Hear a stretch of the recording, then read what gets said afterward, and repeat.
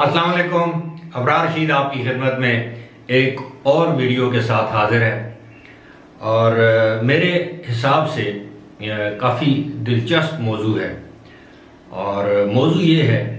کہ دو حکمران، ایک کو ہم جانتے ہیں محمد بن سلمان جو کہ سعودی ولی عہد ہیں MBS، اور دوسرے ہیں کراؤن پرنس یعنی ولی عہد ابوظہبی کے محمد بن زائد جن کو MBZ کہا جاتا ہے۔ دنیا میں یہ دونوں MBS اور MBZ کے نام سے جانے جاتے ہیں اور دونوں میں بہت سی قدریں مشترک ہیں۔ سب سے پہلی قدر مشترک یہ ہے، MBS سعودی عرب کے ولی عہد اور در حقیقت حکمران ہیں، کیونکہ وہ اپنے والد کے تمام اختیارات وہ خود استعمال کر رہے ہیں۔ دوسری جانب UAE میں اگر دیکھیں تو شیخ خلیفہ کافی عرصے سے صاحب فراش ہیں، علیل ہیں، جو کہ UAE کے صدر ہیں، اور ان کے جانشین MBZ ہیں اور ڈیفیکٹو رولر ہیں اس وقت UAE کے، اگرچہ UAE کے وزیر اعظم شیخ محمد بن راشد ہیں جو کہ دبئی کے حکمران ہیں۔ اب ان دونوں حکمرانوں میں ایک سرد جنگ کافی عرصے سے جاری ہے۔ یمن کے معاملے پر دونوں ایک تھے، قطر کے معاملے پر دونوں ایک تھے، لیبیا کے معاملے پر دونوں ایک تھے، شام کے معاملے پر دونوں کی پالیسیز ایک تھیں، لیکن کیا وجہ ہے کہ دونوں کے درمیان اس وقت ایک جنگ جاری ہے اور یہ بات کوئی خفیہ نہیں ہے، سیکرٹ نہیں ہے، راز نہیں ہے، ساری دنیا کو معلوم ہے کہ دونوں اس وقت ایک دوسرے کے بدترین مخالف ہیں معاشی طور پر۔ اس کی بڑی وجہ یہ ہے کہ کافی عرصے سے محسوس کیا جا رہا تھا سعودی عرب میں کہ جو تیل کی کمائی ہے یہ ایک دن محدود ہو جائے گی، اور بعض لوگوں کا یہ کہنا ہے کہ ان دونوں ملکوں کے جو تیل سے کمائی گئی جو دولت ہے 2034 تک ان کے تیل کی سے کمائی گئی دولت کے خزانے خالی ہو جائیں گے۔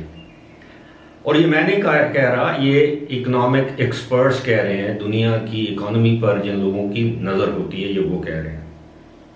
اب حال ہی میں MBS نے یعنی محمد بن سلمان نے کچھ ایسے انسینٹیوز کا اعلان کیا ہے جس سے براہ راست UAE کو خطرات لاحق ہوئے ہیں۔ مثال کے طور پر محمد بن سلمان نے انسینٹیوز کا اعلان کیا ہے کہ اب ان کمپنیوں کو سعودی عرب میں انویسٹمنٹ کی اجازت دی جائے گی جن کمپنیوں کے ہیڈ کوارٹرز سعودی عرب میں ہوں گے، برانچ آفیسز نہیں، سب آفیسز نہیں، بلکہ ہیڈ کوارٹرز، اور کم از کم 5 ملٹی نیشنل جن میں پیپسی کولا یا پیپسی کمپنی بھی شامل ہے، انہوں نے یہ حامی بھر لی ہے کہ وہ اپنے ہیڈ کوارٹر ریاض میں یا سعودی عرب کے کسی اور شہر میں منتقل کر دیں گے، کیونکہ اب سعودی عرب میں اس بات کی شرط عائد کر دی گئی ہے۔ اور ظاہر ہے گلف کوآپریشن کاؤنسل میں سعودی عرب کا جو کلاؤڈ ہے، سعودی عرب کا جو اثر ہے، جو سعودی عرب کی جو قوت ہے وہ تمام ملکوں سے زیادہ ہے، پیسے کی وجہ سے، دولت کی وجہ سے، اسلحے کی وجہ سے، دفاعی طور پر مضبوطی کی وجہ سے۔ لیکن اب اس کا مقابلہ کرنا چاہتے ہیں MBZ۔ وہ نہیں چاہتے کہ UAE سے بڑی بڑی جو ملٹی نیشنل کمپنیز ہیں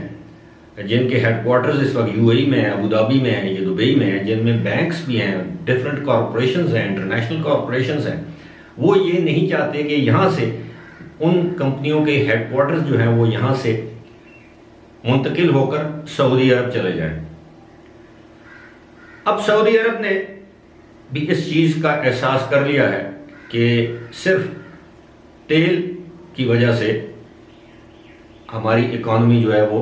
ساری زندگی نہیں چل سکتی، یہی وجہ ہے اب وہاں پر بھی سیاحت کو پروموٹ کرنے کے فیصلے کیے گئے ہیں۔ ایک نیا شہر نیوم سٹی جسے کہتے ہیں جو کہ ریڈ سی کے ساتھ بسایا جا رہا ہے، اور آپ کو پتہ ہے یہ تقریباً 500 ارب ڈالر سے یہ شہر بسایا جائے گا۔ 500 ارب ہے یا 5000 ارب، میں بھول رہا ہوں، 5 ٹریلین ڈالر اس پر خرچ ہوں گے، میرا خیال ہے 5000 ارب سے یہ شہر بسایا جا رہا ہے، اور یہ دنیا میں ایک عجوبہ ہوگا۔ بہت سے لوگ اس کو سٹی آف دجال یعنی دجال کا شہر بھی کہتے ہیں۔ اس میں وہ تمام چیزیں ہوں گی جو پورے سعودی عرب میں ممنوع ہیں، یعنی جوئے خانے ہوں گے، شراب خانے ہوں گے، کعبہ خانے ہوں گے، نائٹ کلبز ہوں گے، وہاں پر ہر قسم کی آزادی ہوگی۔ یہی وجہ ہے، آپ کو یاد ہوگا کہ گزشتہ سال یو اے ای نے کچھ ایسے قوانین وضع کیے جن میں، اب میں کیسے کہوں کہ زنا بالرضا کو اور شراب کو جائز قرار دے دیا گیا۔ 2 غیر شادی شدہ لوگوں کو اکٹھا ایک چھت تلے رہنے کی اجازت دی گئی، لیکن ابھی تک یہ فیصلہ نہیں ہوا کہ ان سے پیدا ہونے والی اولاد کا کیا ہوگا۔ بہرحال یہ بات دوسری طرف چلی جائے گی۔ اب MBZ یہ چاہتے ہیں کہ یو اے ای یعنی متحدہ عرب امارات میں جو سرمایہ کاری ہے وہ پہلے سے بھی زیادہ بڑھے۔ یہی وجہ ہے کہ انہوں نے انویسٹرز ویزا کے پلان ان کا اعلان کیا ہے تقریباً یو اے ای کے تمام ریاستوں میں سوائے میرا خیال ہے شارجہ کے۔ اسی طرح انہوں نے انویسٹرز کو سٹیزن شپ دینے کا اعلان کر دیا ہے تاکہ مزید لوگوں کو راغب کیا جائے، سرمایہ کاری ہو یہاں پر، ٹورزم کو زیادہ پروموٹ کیا جائے، یہ جو کنکریٹ کی جو عمارتیں اب خالی پڑی ہوئی ہیں یہ دوبارہ آباد ہوں۔ اور اس چیز کو بھانپ چکے ہیں محمد بن سلمان، اور وہ یہ نہیں چاہتے کہ سعودی عرب ایک دن ترقی کی اس دوڑ میں پیچھے رہ جائے۔ اب دونوں میں یہ ٹسل جاری ہے۔ سعودی عرب کی کوشش اور خواہش ہے کہ یو اے ای کے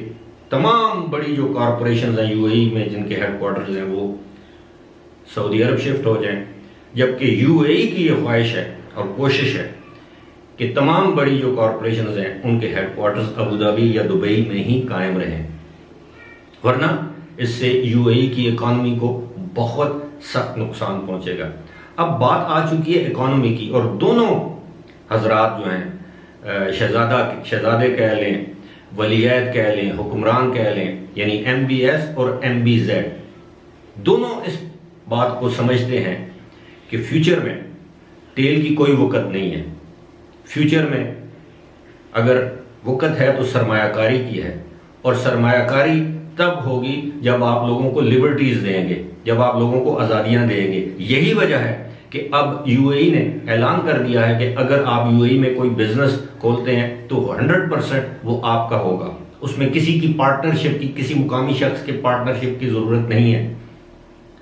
اس کی وجہ آپ سمجھ گئے ہوں گے، اس کی وجہ یہی ہے کہ لوگ زیادہ سے زیادہ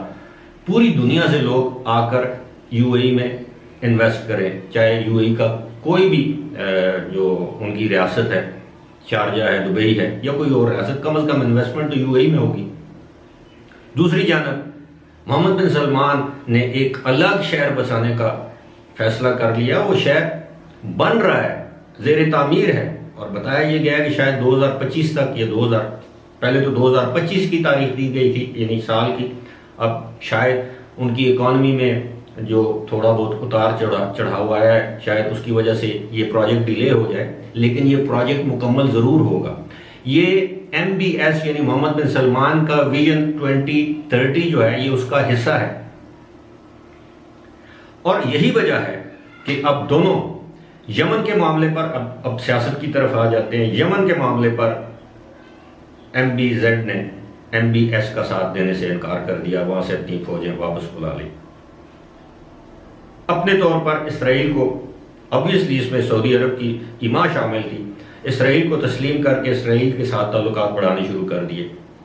اسرائیل سے NOC امریکہ کے لیے حاصل کیا، اور امریکہ سے معاہدہ کیا صدر ٹرمپ کے دور میں کہ وہاں سے دنیا کے جدید ترین لڑاکا طیارے جو کہ F-35 جنہیں کہا جاتا ہے، دنیا کے جدید ترین ڈرون ٹیکنالوجی اور ڈرونز اور دنیا کے جدید ترین میزائل خریدنے کا سودا کیا، جس کی تقریباً کوئی 26 سے 32 بلین ڈالر جس کی مالیت بنتی ہے۔ یہ الگ بات ہے کہ جو بائیڈن نے آتے ساتھ ہی سعودی عرب اور یو اے ای کے ساتھ کیے جانے والے سودوں کو، جو سودے تھے، جو ڈیلز تھی، ان کو سسپینڈ کر دیا ہے، معطل کر دیا ہے، لیکن دونوں کی جو سر جنگ ہے وہ جاری ہے۔ سعودی عرب نے جب ویٹ ویلیو ایڈڈ ٹیکس 15% کرنے کا اعلان کیا تو سعودی عرب کا دباؤ تھا یو اے ای پر کہ یو اے ای بھی ایسا کرے، لیکن یو اے ای نے ایسا کرنے سے انکار کر دیا، کیونکہ سعودی عرب سمجھتا ہے کہ اگر سعودی عرب میں 15% ویٹ ہے اور یو اے ای میں 5% ویٹ ہے تو اس سے یو اے ای کے لوگوں کو، تاجروں کو، ٹریڈرز کو فائدہ ہوگا، اور سعودی عرب کے جو بزنس مین ہیں یا تاجر ہیں، ٹریڈرز ہیں، کاروباری لوگ ہیں، ان کو نقصان ہوگا۔ لیکن یو اے ای نے ایسا نہیں کیا۔ بظاہر آپ کو لگتا ہے کہ یہ دونوں ایک ہیں، لیکن اندر سے آپ یقین کریں یہ دونوں صاحبان جو ہیں یہ ایک دوسرے کی معاشی طور پر جڑیں کاٹنے میں مصروف ہیں۔ ملکوں کے مفادات کیا ہوتے ہیں؟ آج آپ دیکھ لیں پاکستان اور یو اے ای کے تعلقات، پاکستان سعودی عرب کے تعلقات، یہ مفادات سے جڑے ہوتے ہیں۔ دونوں ممالک کے جو تعلقات، پاکستان اور چین کے تعلقات، چین کا مفاد ہے، پاکستان کا مفاد، تعلقات بہتر ہیں۔ پاکستان اور امریکہ کے تعلقات آپ کو پتہ ہے ان میں اتار چڑھاؤ آتا ہے، جب امریکہ کا مفاد ہوتا ہے وہ پاکستان کے ساتھ شیر و شکر ہو جاتا ہے، اور جب امریکہ کا مفاد ہمارے خطے سے یا پاکستان سے وابستہ نہیں رہتا تو وہ پاکستان کو آنکھیں دکھانا شروع کر دیتا، پاکستان پر پابندیاں لگانا شروع کر دیتا۔ لہٰذا یہ بھی برادر اسلامی ممالک، اب قطر کے ساتھ ان سب ملکوں نے مل کر کیا کیا، خاص طور پر یو اے ای اور سعودی عرب نے مل کر قطر پر پابندیاں لگا دی جو ابھی ہٹائی گئی حال ہی میں۔ لیکن کہنے کا مقصد یہ ہے کہ جہاں پر ان کے معاشی مفادات آ جائیں وہاں پر یہ ایک دوسرے کو معاف کرنے والے نہیں، کیونکہ دونوں ملکوں کی اکانومیز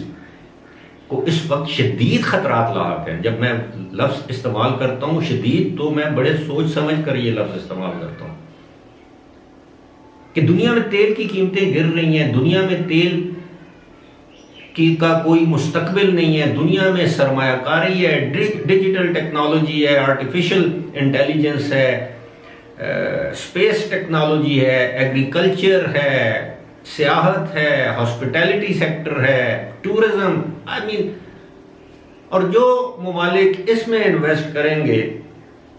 وہی ترقی کی راہ پر گامزن ہوں گے۔ ورنہ کرونا جیسی ایک وبا اور آئی تو آپ کو پتہ ہے یہ تمام ممالک جن کی میں نے ذکر کیا ہے، یہ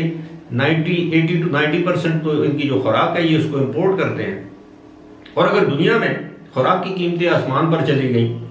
تو یہ لوگ کیا کریں گے؟ یا خوراک کی ترسیل بند ہوگی تو یہ لوگ کیا کریں؟ وہاں تو صحرا ہے، وہ تو اپنی جو ان کی آبادی کی جو ضروریات ہیں اس کا 10% ہارڈلی پیدا کرتے ہیں۔ اس پر میں ایک اور ویڈیو کروں گا کہ اب یو اے ای نے ایک اور فیصلہ کیا ہے خوراک کے حوالے سے، وہ کیا فیصلہ ہے وہ کسی اگلی ویڈیو میں آپ کے ساتھ شیئر کروں گا۔ فی الحال اسی کے ساتھ مجھے دیجیے اجازت، خدا حافظ۔